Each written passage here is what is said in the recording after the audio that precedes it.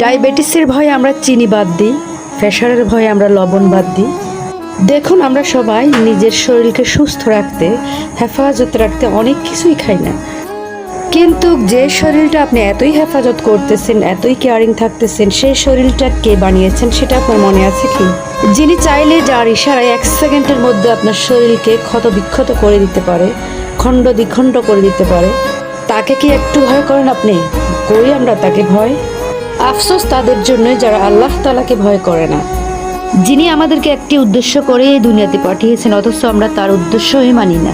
তিনি আল্লাহ, তিনি শুধু মানুষকে সৃষ্টি করেছেন একমাত্র তার ইবাদত করার জন্যই, অথচ আমরা কতটাই বেখেয়ালি মন, আমরা কতটাই নির্বোধ যে আমরা আল্লাহ তাআলাকে চিনতে পারি না। আমরা দুনিয়াদারি নিয়েই ব্যস্ত থাকি, আমরা বুঝি না যে এই দুনিয়াদারি আমাদের নয়, এই দুনিয়াদারি আমাদের না, আসবে না কোনো কাজে। আপনি যদি আল্লাহ তাআলার ইবাদতের জন্য সময় বের না করেন, আপনার এই সময় ব্যর্থ, আপনার এই জীবন ব্যর্থ। আল্লাহ তাআলা যেন আমাদের সবাইকে সঠিক বুঝ দান করেন, এটাই দোয়া সবার জন্য। ভালো থাকবেন সবাই, একটু ভালো কথা অবশ্যই শেয়ার করবেন আর ভালো চলার চেষ্টা করবেন ইনশাআল্লাহ।